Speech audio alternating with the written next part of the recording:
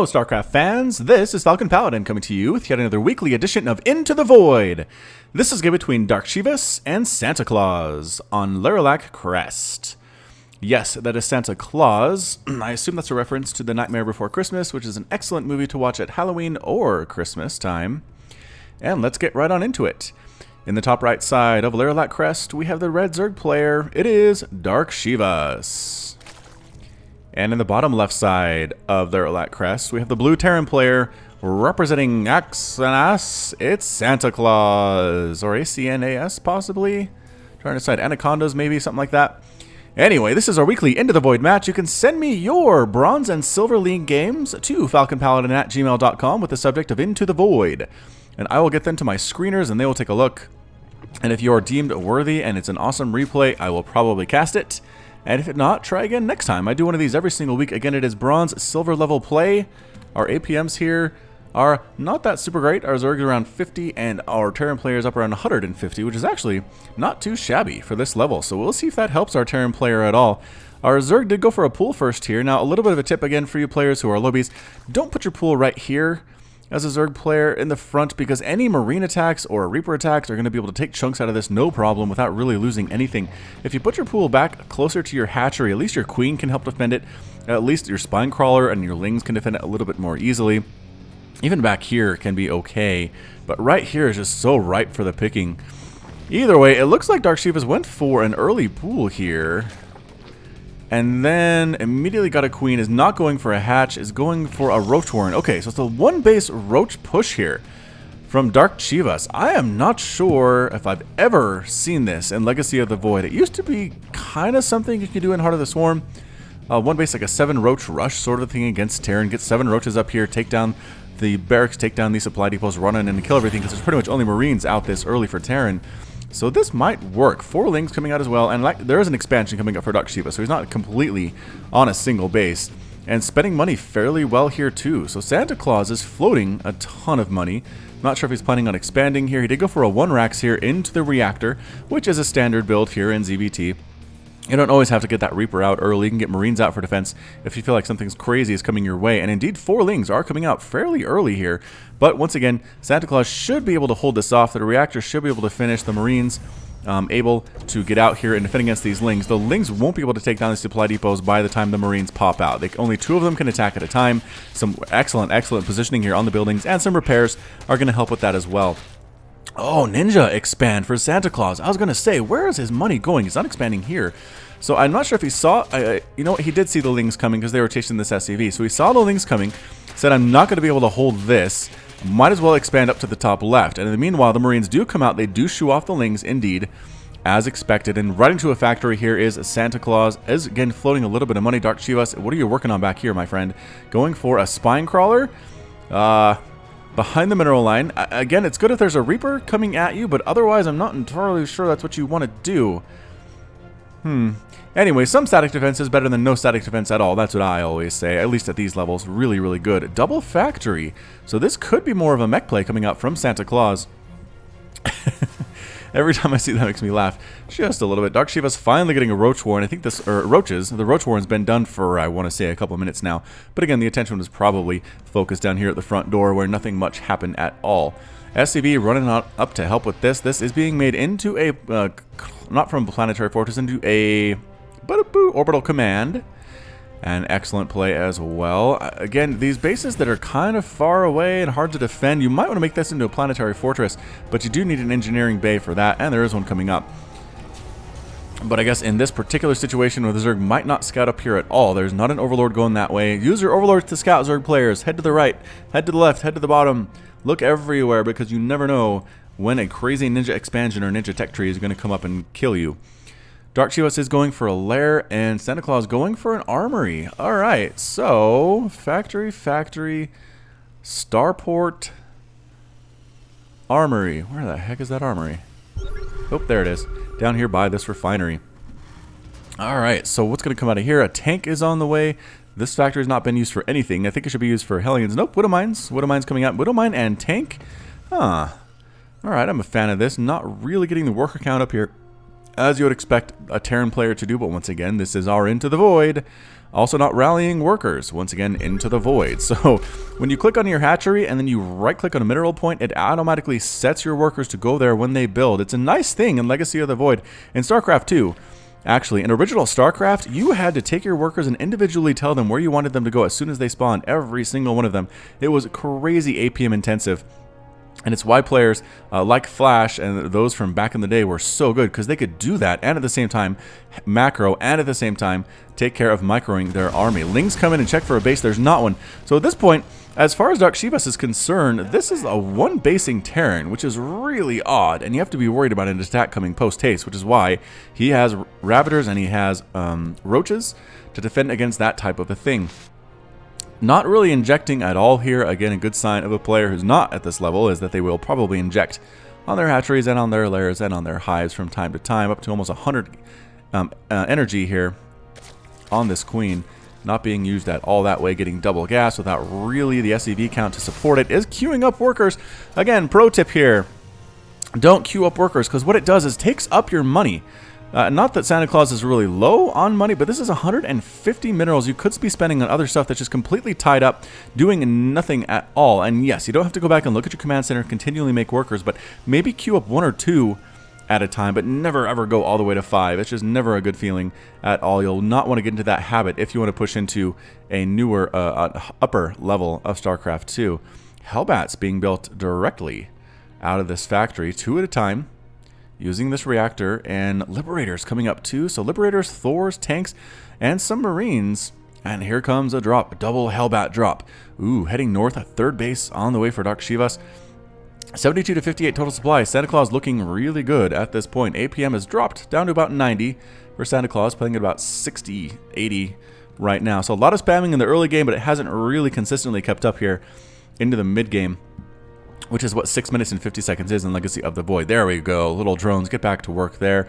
Spore Crawler there, excellently placed. Spine Crawler, Spore Crawler, Spire. So darkchivas is going to a 3-base Muta type play. And this Spore Crawler and the Spine are going to help here immensely. We'll see exactly where the drop wants to go. Might be able to force a cancel on this hatch. Hellbats do pretty well against buildings in my experience. Overseer heading on out to scout things, as at the same time a Liberator heads north to scout things and probably try to kill stuff. Ravagers, again, a pretty good answer.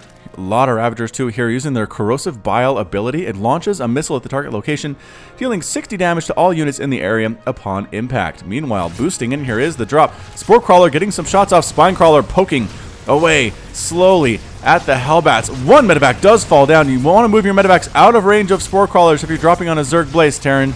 Bloop, and there it goes. So now it should be easier to kill up these Hellbats. The Hellbats are actually focusing on taking down that Spine Crawler instead of going after workers, which is a bit of a problem. They all completely die. Total number of workers killed was only 2.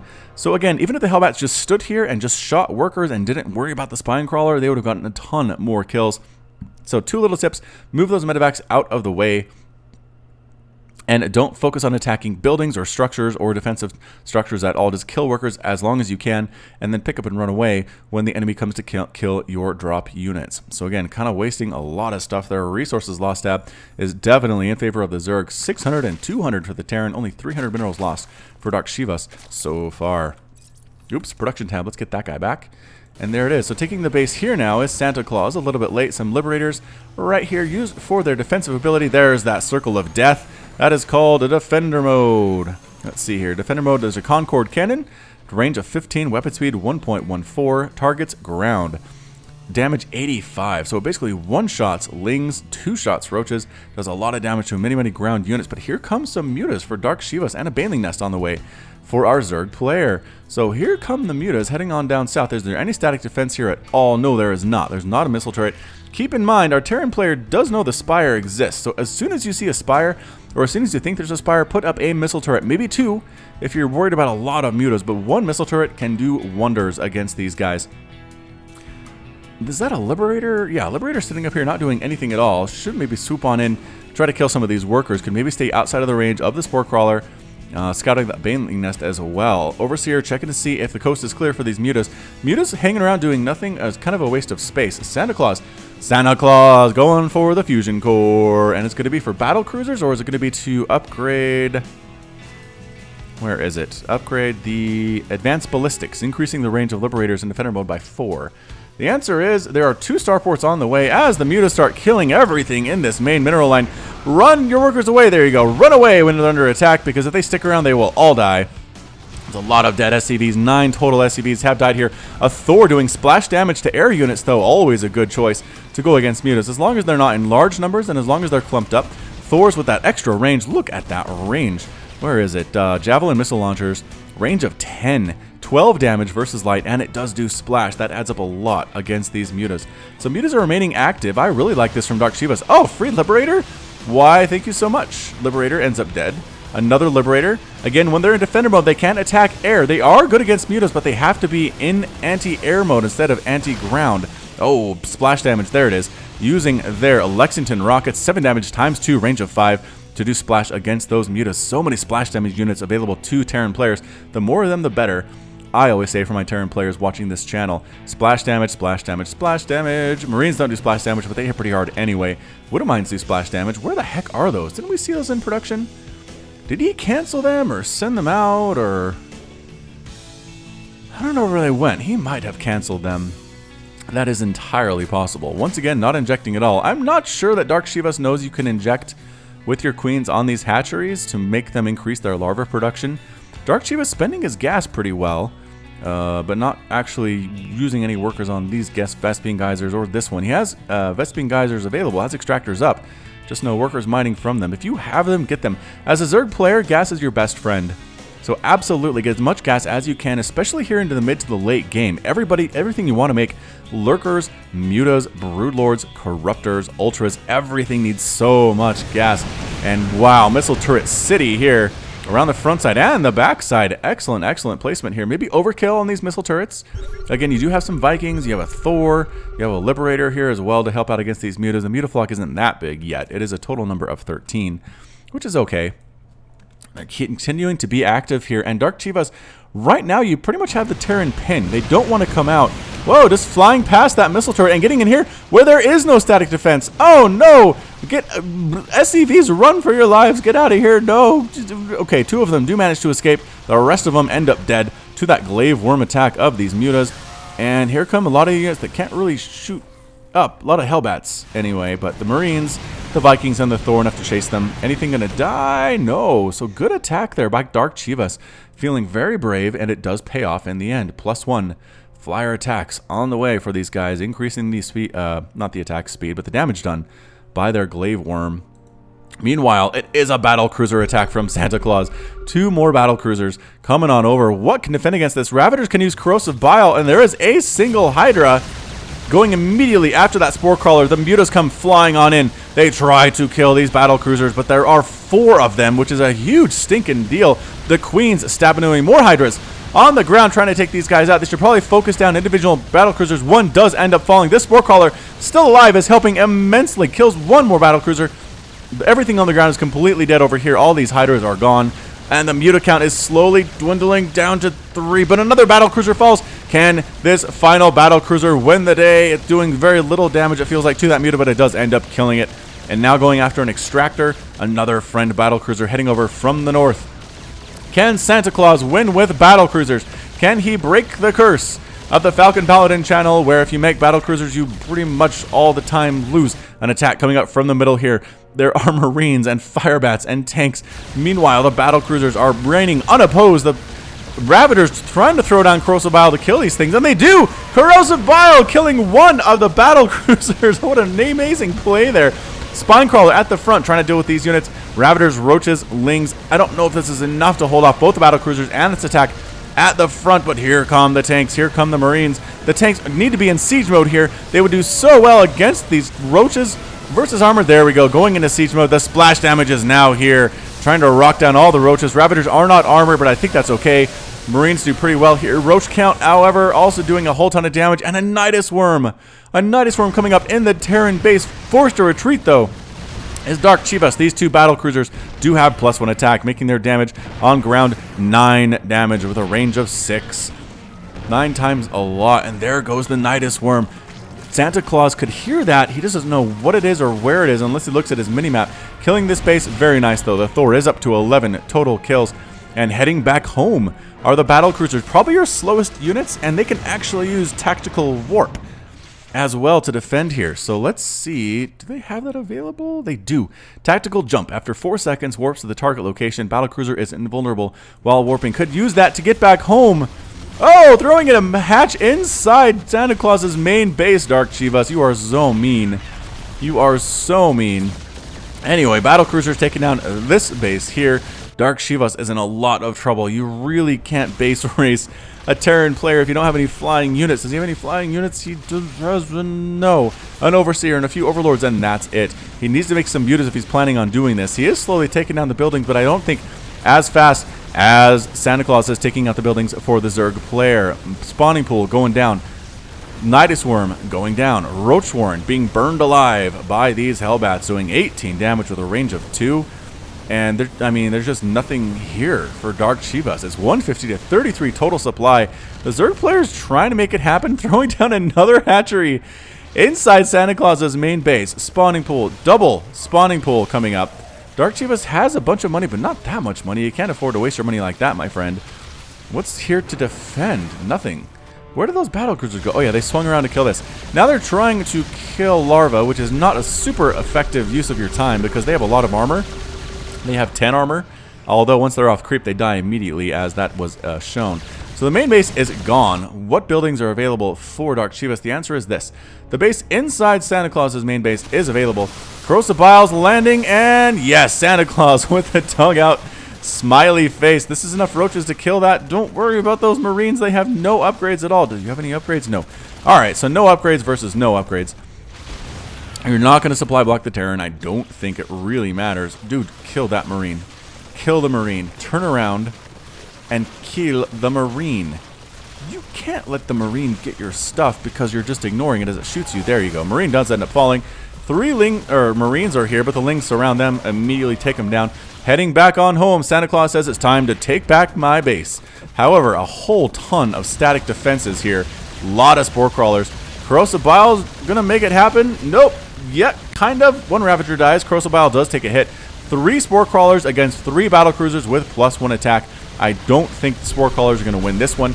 A scan to see exactly what he's dealing with, and here comes the rest of the army from SantaCLAWS. These are the last buildings for Dark Chivas. Can he hold on is going to be the question, and that's it. The GG from Dark Chivas. Dark Chivas is defeated. SantaCLAWS is victorious. Dark Chivas has left the game, and so has SantaCLAWS.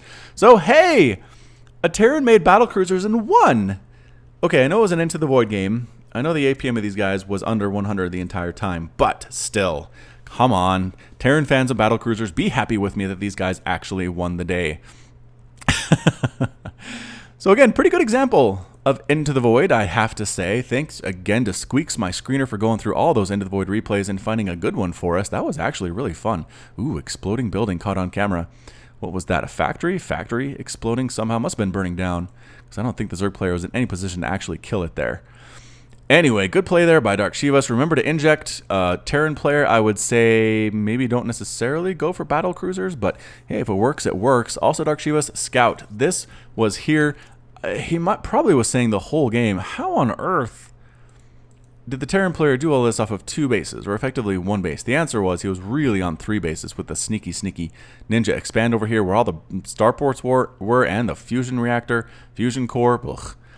Yeah, so excellent job there. Thank you so much for watching. This has been Falcon Paladin with yet another weekly edition of Into the Void. Stick around to hear the song by the old dude about Into the Void. It's a very excellent song. We might have a new one coming up a little bit later on, but for now, this is the one for us, and it is great. Again, submit your replays to falconpaladin@gmail.com for Into the Void if you want to be cast on my channel. I would be honored to do so. And yes, you can also find me on Twitter and Facebook, both at /FalconPaladin. And until next time, as always, thanks for watching, and you take care of yourself. Broken and ashamed by what you have done. There is no redemption, and so you must run. And it's taken your heart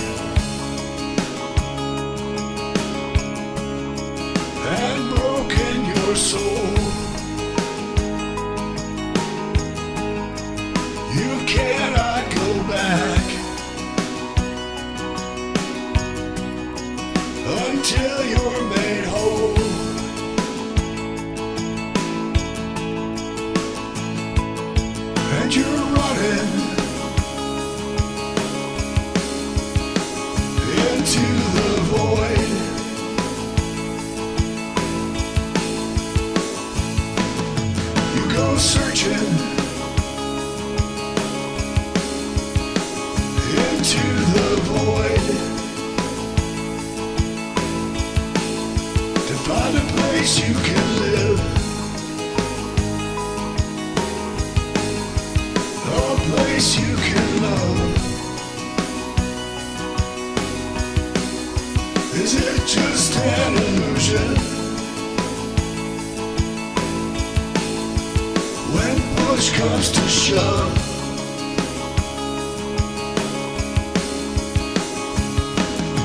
there's a light upon you, and you follow it on. Looking for a reason and a way to atone.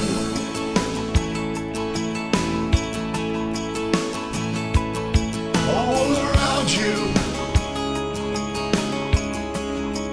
the planets and stars. You're lost in a maelstrom of a great new unknown.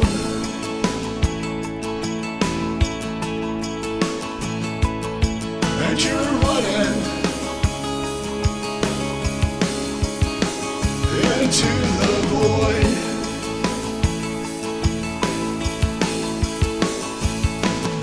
You go searching into the void to find a place you can live, a place you can love. Is it just an illusion? When push comes to shove,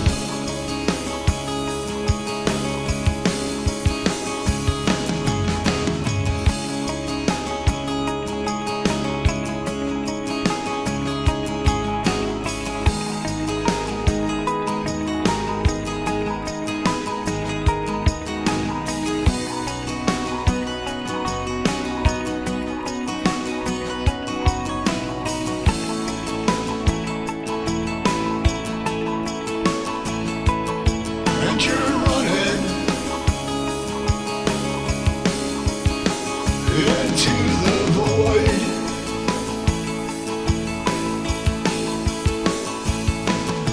You go searching into the void.